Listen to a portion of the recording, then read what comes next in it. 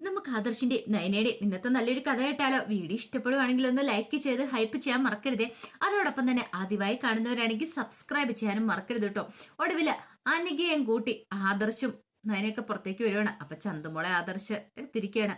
അനികയോട് പറഞ്ഞു, അതെ, അനികയെ കൂട്ടി ഇന്ന് അവിടേക്ക് ചെല്ലുന്ന കാര്യം അബിക്കൊന്നും അറിയില്ല. അബിക്ക് വലിയൊരു അടിയായിരിക്കും. നവ്യേച്ചിയാണ് ഇങ്ങനെ ഒരു കാര്യം പറഞ്ഞെന്ന് പറഞ്ഞു. അത് കേട്ടപ്പോ ആദർശ് പറഞ്ഞു, ഇനിയിപ്പൊ പേടിക്കേണ്ട കാര്യമൊന്നുമില്ല, കുറച്ച് ദിവസം അവിടെ നിന്നാ മതി, അബിക്കിട്ടൊരു പണി കൊടുക്കാം. എന്താണെങ്കിലും അവന് ഇത്രയും വലിയ കളികളൊക്കെ കളിച്ചതല്ലേ.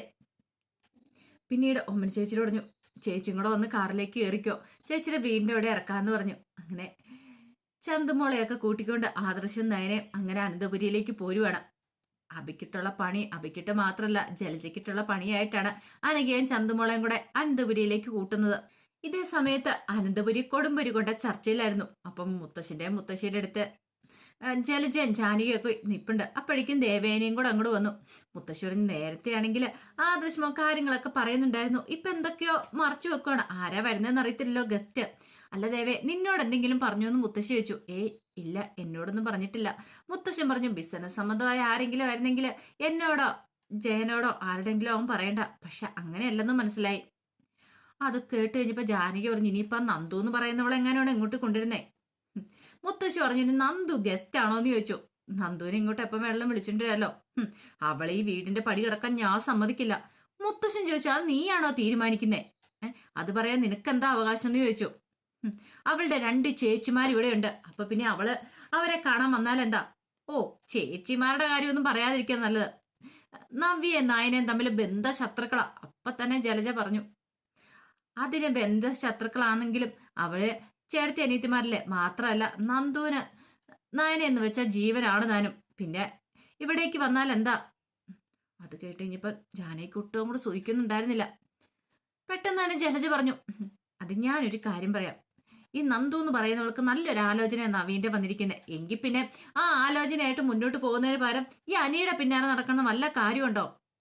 വെറുതെ മനുഷ്യന്റെ മനസ്സമാധാനം കളയാനായിട്ട്. അപ്പോഴേക്കും മുത്തശ്ശൻ പറഞ്ഞു, അതെ, നീ കൂടുതലൊന്നും പറയണ്ട. നന്ദുവിനെ ഞങ്ങൾ പോയി ആലോചിച്ച, പക്ഷെ എക്കാനയ്ക്കും ഗോവിന്ദന് സമ്മതമായിരുന്നില്ല. അല്ലായിരുന്നെങ്കിലുണ്ടല്ലോ ആരുടെ എതിർപ്പൊന്നും ഞങ്ങൾ നോക്കത്തില്ല. നന്ദു അനിയുടെ ഭാര്യയായിട്ട് ഈ വീട്ടിൽ കണ്ടേരെന്ന് പറഞ്ഞു. അതുകൂടെ കേട്ടിഞ്ഞപ്പോ ജാനകിയുടെ മുഖമൊക്കെ ആകെപ്പാടെ മാറി. എന്ത് ചെയ്യണമെന്ന് അറിയത്തില്ല. മുത്തശ്ശൻ ഇങ്ങനെയൊക്കെ പറയുന്നു ഒരിക്കലും പ്രതീക്ഷിച്ചില്ല. അവർക്കൊന്നും അറിയത്തില്ല ആരാ ഗസ്റ്റ്, എന്താ ഏതാന്നൊന്നും. പിന്നീട് ആദർശും നയനെ ചന്തുമോളും ഒക്കെ അങ്ങനെ വീട്ടിലേക്ക് വരുവാണ്. കാർ വന്ന് നിന്ന് കഴിഞ്ഞപ്പോ തന്നെ എല്ലാവരും ആകാംക്ഷപൂർവ്വമാണ് പുറത്തേക്ക് നോക്കുന്നേ. ഒടുവില് ചന്തുമോൾ ഇറങ്ങി നയനയുടെ കൈ പിടിച്ച് അനയും കൂടെ ഇറങ്ങുമ്പോഴത്തേനും ആകെപ്പാടെ വല്ലാത്തൊരു ബുദ്ധിമുട്ടായി പോയി ജലജയ്ക്ക്. അപ്പൊ നവ്യ ബാൽക്കണിയിൽ നിന്ന് ഈ കാഴ്ചകളൊക്കെ കാണുന്നുണ്ടായിരുന്നു. നവ്യക്ക് സന്തോഷമായി. ജലജയുടെ മുഖം അടി കിട്ടിയ പോലെ നിൽക്കുകയാണ്. അങ്ങനെ അവരങ്ങോട്ട് അകത്തേക്ക് കയറി വന്നു കഴിഞ്ഞപ്പോഴത്തേനും ആദർശ് പറഞ്ഞു, മുത്തശ്ശ ഡിസ്ചാർജ് ആയി അനഘയെ. അപ്പൊ കുറച്ച് ദിവസം ഇവിടെ നിൽക്കട്ടെ എന്ന് കരുതി കൂട്ടിക്കൊണ്ടു വന്ന. ആഹാ, അത് കൊള്ളാം, നല്ല കാര്യമായിട്ട് എനിക്ക് തോന്നണേന്ന് പറഞ്ഞു. പക്ഷേങ്കില് ജലജയ്ക്കൊന്നും ഇഷ്ടപ്പെട്ടില്ല. ജലജ പറഞ്ഞു, അല്ല, ഇപ്പൊ ഇവളെ എന്തിനാ ഇങ്ങോട്ടേക്ക് കൂട്ടിക്കൊണ്ടു വന്നേ? അതെന്താ ഇവളെ ഇങ്ങോട്ട് കൂട്ടിക്കൊണ്ടു വന്നത്? നിനക്ക് എന്തെങ്കിലും ബുദ്ധിമുട്ടുണ്ടോ? അല്ല, അത് പിന്നെ അച്ഛാ, ദേ മിണ്ടരുത് എന്ന് പറഞ്ഞു. അപ്പോഴേക്കും നവ്യ അങ്ങോട്ട് വന്നു. നവ്യ എന്നിട്ട് ചോദിച്ചു, ആരാ ഇവരെ ഇങ്ങോട്ട് കൂട്ടിക്കൊണ്ടു വരാൻ പറഞ്ഞേ? ഈ രണ്ടെണ്ണത്തിനെ ഇങ്ങോട്ട് കൂട്ടിക്കൊണ്ടു വരേണ്ട കാര്യം എന്തായിരുന്നു എന്നൊക്കെ പറഞ്ഞോണ്ട് നവ്യ ദേഷ്യപ്പെട്ട് കഴിഞ്ഞപ്പോ മുത്തശ്ശൻ പറഞ്ഞു, ഇതെന്റെ വീടാണ്, ഇവിടെ എന്ത് നടക്കണം എന്നുള്ള ഞാനാ തീരുമാനിക്കുന്നത്. ആരൊക്കെ വരണ്ടെന്നുള്ളതൊക്കെ എന്നൊക്കെ പറഞ്ഞ് മുത്തശ്ശൻ നവ്യയോട് ദേഷ്യപ്പെട്ടു. കൃത്രിമമായിട്ടുള്ള ദേഷ്യമാണ് അഭിനയിക്കുന്നത്. നവ്യയ്ക്ക് ഉള്ളില് ഭയങ്കര സന്തോഷമായിരുന്നു. നവ്യയാണല്ലോ ഈ പ്ലാനൊക്കെ തയ്യാറാക്കിയത് പോലും. അപ്പോഴേക്കും ജലജ പറഞ്ഞു, എന്താണെങ്കിലും ഞാൻ അവനെ ഒന്ന് കൂട്ടിക്കൊണ്ടു വരട്ടെ, ഒരുത്ത മോളുണ്ട്, അവനെന്താ പറയണമെന്ന് അറിയട്ടെ എന്നും പറഞ്ഞോണ്ട് അബിയുടെ മുറിയിലേക്ക് കയറിപ്പോയി ജലജ. ആ സമയത്ത് ആദർശ് പറഞ്ഞു, മുത്തശ്ശ, ഇപ്പം വലിയ കുഴപ്പമൊന്നുമില്ല, ഇനിയിപ്പോൾ അധികം വൈകാതെ സംസാരശേഷി തിരികെ കിട്ടുമെന്ന ഡോക്ടർ പറഞ്ഞ എനിക്ക്. അങ്ങനെ തിരികെ കിട്ടട്ടെ. അപ്പൊ അവള് തന്നെ സത്യങ്ങളൊക്കെ തുറന്നു പറയട്ടെ, എന്താ സംഭവിച്ചെന്നുള്ള. അപ്പൊ കൃത്യമായിട്ട് എല്ലാവർക്കും അറിയാലോ എന്ന് പറഞ്ഞു. മുത്തശ്ശനും എല്ലാവർക്കും നല്ല പ്രതീക്ഷ ഉണ്ടായിരുന്നു അനഘ പെട്ടെന്ന് തന്നെ സംസാരിക്കുമെന്ന്. പിന്നീട് ജലജ അബിയുടെ മുറിയിലേക്ക് ചെന്നിട്ട് അബിയോട് പറഞ്ഞു, ഒരു ഗസ്റ്റ് വന്നിട്ടുണ്ടെന്ന് പറഞ്ഞു. ആരാമ്മേ? അതൊക്കെ സസ്പെൻസാ, നീ താഴേക്കൊന്ന് ഇറങ്ങി വന്നേ. ഓ, ആദർശിനെ നയനെ പോലെ അമ്മയെ സസ്പെൻസ് ഇടാൻ തുടങ്ങിയോ? വാടാ, വന്ന് കാണാ, ആരാന്നമ്മയ്ക്കൊന്ന് പറഞ്ഞൂടെ? അത് നീ വന്ന് കണ്ടിട്ട് തീരുമാനിക്കാൻ പറഞ്ഞു. അങ്ങനെ അബിയേയും കൂട്ടിക്കൂടി താഴേക്ക് ഇറങ്ങി വരുമ്പോ അബി ഞെട്ടിപ്പോയി. അനഘയും ചന്തുമോളും. അപ്പോഴേക്കും മുത്തശ്ശി ചോദിച്ചു, എന്താടാ നോക്കുന്നേ? നിനക്ക് ഇവിടുന്ന് പറഞ്ഞു വരണം തോന്നുന്നുണ്ടോ? അഭിയൊന്നും മിണ്ടിയില്ല. അപ്പോഴേക്കും ജലജ പറഞ്ഞു, അച്ഛാ ഇവളെ ഇവിടെ നിർത്തേണ്ട കാര്യമുണ്ടോ? നീയല്ല, അവൻ പറയട്ടെ എന്ന് പറഞ്ഞു. ഒന്നും മിണ്ടാ നിൽക്കുക. അങ്ങനെ എന്തേലും ആഗ്രഹം ഉണ്ടെങ്കിൽ ദേ നീ ഈ വീടിന് പുറത്താ, അറിയാലോ. അത് കേട്ട് കഴിഞ്ഞപ്പം അഭി വല്ലാത്തൊരു ഇതിലൂടെ അനഘയെ നോക്കുകയാണ്. അപ്പോഴേക്കും അഭി പറഞ്ഞു, മുത്തശ്ശൻ എന്തിനാ അഭിയെ ഇറക്കി വിടാനായിട്ട് നോക്കുന്നേ? അല്ലെങ്കിൽ ഇവളെ പോലുള്ള ഒരുത്തിക്ക് വേണ്ടിയിട്ട്. അതെ, ഒരു കാര്യം ഞാൻ പറഞ്ഞേക്കാം, ഈ കാര്യത്തിൽ നീ തലയിടേണ്ട കാര്യമില്ല. ഇനിയിപ്പം നിനക്ക് അഭി ഇറങ്ങി പോകാൻ ബുദ്ധിമുട്ടാണ്, ആ കൂടെ നീ മോനെ കൂട്ടിക്കൂടെ നീയും ഇറങ്ങി പൊയ്ക്കോളാൻ പറഞ്ഞു. അത് കേട്ടപ്പം പെട്ടെന്ന് ജലജ ചോദിച്ചു, അല്ല അവൻ എങ്ങോട്ട് പോകാനാ? ഓ, അവന്റെ അച്ഛന്റെ വീടുണ്ടല്ലോ, അങ്ങോട്ടേക്ക് പോട്ടെ. അപ്പോഴേക്കും ജലജയുടെ മുഖമൊക്കെ അങ്ങോട്ട് മാറി. ജലജ പറഞ്ഞു, അതൊന്നും നടക്കുന്ന കാര്യമല്ല ചാ. ഇവനെ ഇവിടുന്ന് പുറത്താക്കിയിട്ടുണ്ടെങ്കിലേ ഉറപ്പായിട്ട് ഇവൻ ആ നാഗേന്ദ്രനെ കാണാനായിട്ട് പോവും. അപ്പോഴേക്കും നവി പറഞ്ഞു, അമ്മ എന്തിനാ അമ്മ വിഷമിക്കണേ? എടാ അഭി, നീ പേടിക്കൊന്നും വേണ്ട, ഞാൻ നിന്റെ കൂടെ ഇല്ലേ. അന്തസ്സായിട്ട് നമുക്ക് ജീവിക്കാൻ പുറത്തു പോയിട്ടുണ്ടെങ്കിലും ഞാൻ ജ്വല്ലറി ജോലി ചെയ്യുന്നുണ്ടല്ലോ എന്ന് പറഞ്ഞു. എടി, അങ്ങനെ എന്റെ മോനെ കൊണ്ട് പുറത്തു പോകാന്ന് വിചാരിക്കൊന്നും വേണ്ട. പുറത്തിറങ്ങിയിട്ടുണ്ടെങ്കിൽ ഇവന് കൂടുതൽ സ്വാതന്ത്ര്യമോ അയാളെ കാണാനായിട്ട്. ജലജയ്ക്ക് വല്ലാത്തൊരു ഭയമായിരുന്നു. അതേ സമയത്ത് നബിയെ ദേഷ്യത്തോടു കൂടി അനഘയോട് ചോദിച്ചു, നീ എന്തിനാടി ഇങ്ങോട്ടേക്ക് വന്നത്? ഹോ, ഇവര് നിന്നെ ഓരോന്നൊക്കെ പറഞ്ഞ് മയക്കി ഇങ്ങോട്ട് കൂട്ടിക്കൊണ്ട് വന്നായിരിക്കില്ലേ, അങ്ങനെ പറയണമെന്നൊക്കെ പറഞ്ഞോണ്ട് എന്തൊക്കെ പറഞ്ഞാലും ശരി, എന്റെ അബിയെ ഞാൻ അവിശ്വസിക്കാനായിട്ട് പോകുന്നില്ല. എടി നാണം ഉണ്ട്, നീ ഇങ്ങോട്ടേക്ക് വരുവോ? അതൊക്കെ പറഞ്ഞോണ്ട് ഭയങ്കരമായിട്ട് ദേഷ്യപ്പെട്ടുകൊണ്ടിരിക്കുകയാണ് നവ്യ. അപ്പോഴേക്കും മുത്തശ്ശൻ പറഞ്ഞു, അതെ ഇതെന്റെ വീടാണ്, ഇവിടെ ആരൊക്കെ താമസിക്കണം ഞാനാ തീരുമാനിക്കുന്നത്, ആയിക്കോട്ടെ എന്നും പറഞ്ഞുകൊണ്ട് ഇത്ര തരം താണ പ്രവൃത്തികൾ ആദർശാനം ചെയ്യേണ്ടതില്ലായിരുന്നു. ആദർശാണ് എന്ത് ധൈര്യത്തില ഇവളെ ഇങ്ങോട്ട് കൂട്ടിക്കൊണ്ടു വന്നേ. ഇനിയിപ്പം നിങ്ങൾ എന്തൊക്കെ പറഞ്ഞാലും ശരി, ഞാനൊന്നും വിശ്വസിക്കാൻ പോകുന്നില്ല. അപ്പോഴേക്കും ജാനകി പറഞ്ഞു, ഇത് ജലജ, ഇങ്ങനെ നാണം കിട്ടി ജീവിക്കുന്നേക്കാളും നല്ലത് നിങ്ങൾ ഈ വീട് വിട്ട് ഇറങ്ങുന്നാന്ന് പറഞ്ഞു. പിന്നെ വീട് വിട്ട് ഇറങ്ങാനായിട്ട് അങ്ങനെ ഇറങ്ങേണ്ട കാര്യമൊന്നും എനിക്കില്ല. എനിക്ക് ഒരു നാണക്കേടും ഇല്ല ഇവിടെ കഴിയുന്നതില്. അപ്പോഴേക്കും മുത്തശ്ശൻ പറഞ്ഞു, ഇനി എന്താണെങ്കിലും കുറച്ച് കഴിയുമ്പത്തേനും അവൾക്ക് സംസാരശേഷി തിരികെ കിട്ടുമല്ലോ. അത് കേട്ടപ്പോൾ ആദർശ് പറഞ്ഞു, അതെ ഡോക്ടർ അങ്ങനെ പറഞ്ഞേ, അധികം വൈകാതെ സംസാരശേഷി തിരികെ കിട്ടുമെന്ന്. പെട്ടെന്ന് അബിയുടെ മുഖമൊക്കെ അങ്ങോട്ട് മാറി, വല്ലാതെ വിളറി വെളുത്തിരിക്കുക. നവ്യ നന്നായിട്ട് ആസ്വദിക്കുന്നുണ്ടായിരുന്നു. നവ്യക്ക് ഭയങ്കര സന്തോഷം തോന്നി. പക്ഷെ അത് പുറമെ കാണിക്കാനായിട്ട് പറ്റില്ലല്ലോ. പിന്നീട് ആദർശിന്റെ അടുത്ത് വന്നിട്ട് ചോദിച്ചു, നിങ്ങൾ എന്തിനാ ഇങ്ങനെ ഒരു പണി ചെയ്തേന്ന് ചോദിച്ചു. നിനക്ക് നാണമില്ലേ ഇങ്ങനെ ചെയ്യാനായിട്ട്? ശാന്തമോളെ കൂട്ടിക്കൊണ്ട് വന്നിരിക്കുന്നു. അതെ, എനിക്കറിയാം നിങ്ങൾ മനഃപൂർവ്വം എന്നെ അഭിയെ തെറ്റിക്കാനെന്ന്. ആദർശ് പറഞ്ഞു, ഞാൻ ആരെയും തെറ്റിക്കാനൊന്നുമല്ല. സത്യങ്ങളൊക്കെ അനഘ അധികം വൈകാതെ തന്നെ തുറന്നു പറയും. പിന്നെ ഞാൻ ഇവളെ ഇങ്ങോട്ട് കൂട്ടിക്കൊണ്ട് വന്നതിൽ അഭിക്ക് എന്തോ ബുദ്ധിമുട്ടുള്ള പോലെ തോന്നുന്നുണ്ടല്ലോ. കാരണം അവനൊരു പേടി കാണുമായിരിക്കും. പേടിയോ എന്തിന്? നബിയെ, നിന്നോട് നിന്റെ അമ്മ സത്യങ്ങളൊക്കെ പറഞ്ഞിട്ട് നീ അത് വിശ്വസിച്ചില്ലല്ലോ. ഇല്ല, വിശ്വസിക്കത്തില്ല. കാരണം എന്താന്ന് വെച്ചാല് എന്റെ അമ്മ അങ്ങനെ ഒരു കള്ളത്തരം എന്നോട് ഒന്ന് പറഞ്ഞു, ചന്തുമോൾ അബിയുടെ കുഞ്ഞാന്ന്. അപ്പൊ തന്നെ ഞാൻ DNA കൊടുത്തു. കമ്പനിയിലെ ഡേവിഡ് സാറ് മുഖാന്തരമാണ്. ഡേവിഡ് സാറ് ഒന്ന് പറഞ്ഞ എന്താണെന്നറിയോ, അബിയുടെ കുഞ്ഞല്ല ചന്തുമോളെന്ന്. എനിക്ക് പൂർണ്ണ വിശ്വാസമുണ്ട്. അതുകൊണ്ട് ഇവന് ഞാനിത് തെറ്റിദ്ധരിക്കാനൊന്നും പോകുന്നില്ല.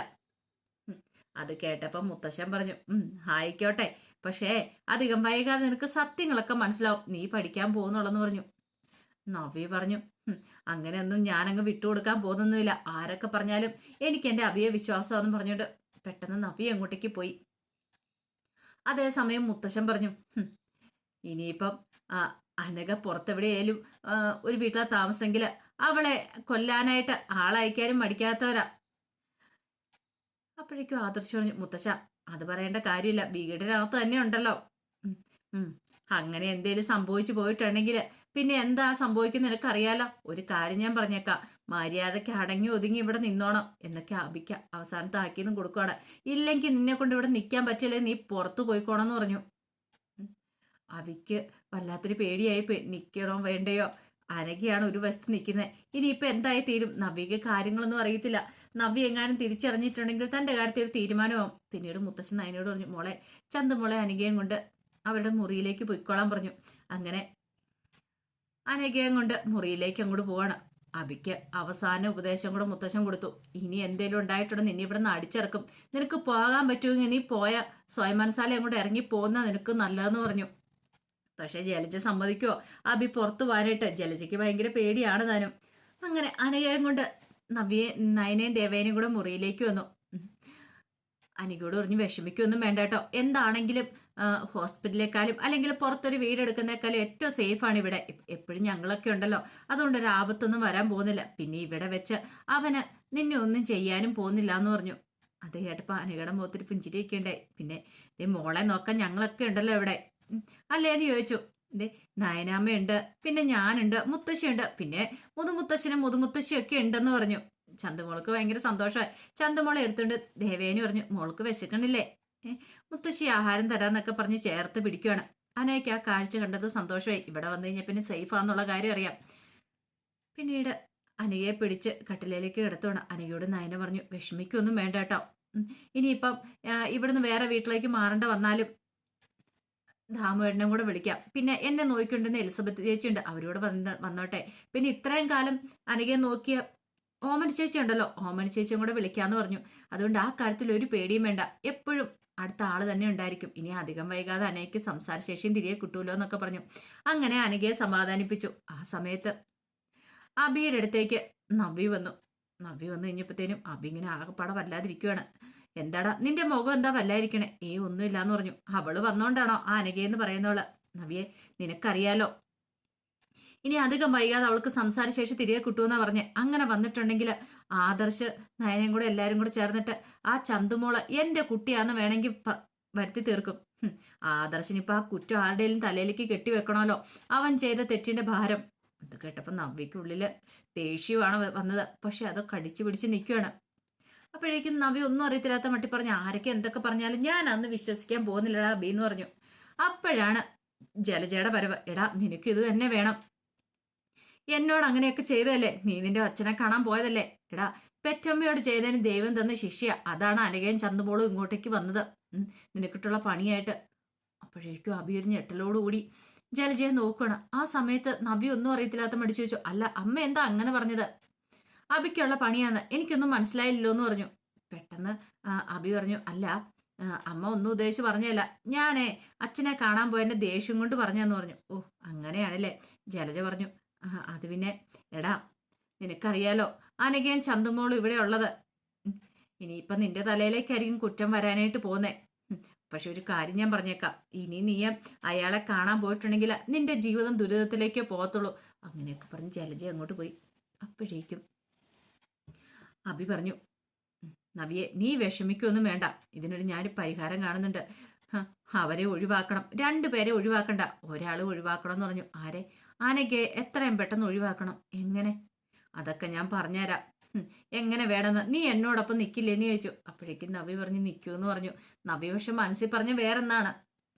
അപ്പോഴേക്കും അബി പറഞ്ഞു, അതിനുള്ള വഴിയൊക്കെ എൻ്റെ അച്ഛൻ പറഞ്ഞു തരും, എൻ്റെ അച്ഛൻ എന്നെ ഹെൽപ്പ് ചെയ്തോളും. അനഘയെ അങ്ങോട്ട് പറഞ്ഞു വിട്ടാൽ ഈ പ്രശ്നങ്ങളൊക്കെ തീരും, അവളാണല്ലോ ഇപ്പോഴത്തെ പ്രശ്നം. അതുകൊണ്ട് അവളെ എത്രയും പെട്ടെന്ന് എന്നെ അങ്ങോട്ട് പറഞ്ഞു വിടണം. നീ എന്താ ആലോചിക്കണേ? ഒന്നുമില്ല, അതിനെന്താ പ്ലാൻ ഞാനിങ്ങനെ ആലോചിക്കുമായിരുന്നു പറഞ്ഞു. അതെ, നീ എന്നോടൊപ്പം നിൽക്കുന്നോണ്ട് എനിക്കൊരു പേടിയില്ല, അല്ലെങ്കിലോ ഞാൻ ഈ വീട് വിട്ട് ഇറങ്ങേണ്ട വരുമെന്നല്ലേ പറഞ്ഞേ. അങ്ങനെ ഞാൻ ഈ വീട് വിട്ട് ഇറങ്ങാനായിട്ട് ഉദ്ദേശിക്കണില്ല എന്ന് പറഞ്ഞു. നവിയുടെ മനസ്സിലൊരു ചിരി പൊട്ടി. എടാ നിന്നെ ഇവിടുന്ന് പറഞ്ഞയക്കാൻ പോകുന്ന ഞാനാ, പുറത്തേക്കല്ല അങ്ങോട്ട് മുകളിലേക്ക് എന്നെ പറഞ്ഞയക്കും എന്നൊക്കെ നവി ഇങ്ങനെ മനസ്സിൽ പറഞ്ഞു. അപ്പൊ അതിന്റെ കഥകളൊക്കെയാണ് നമ്മൾ കാണുന്നത്. ഇതിന്റെ ബാക്കി വിശേഷങ്ങളുമായിട്ട് വൈകുന്നേരത്തെ പ്രൊമോയി വരാട്ടോ. ഒരിക്കൽ കൂടി എല്ലാവർക്കും ശുഭദിനം നേർന്നുകൊണ്ട് നിർത്തുന്നു.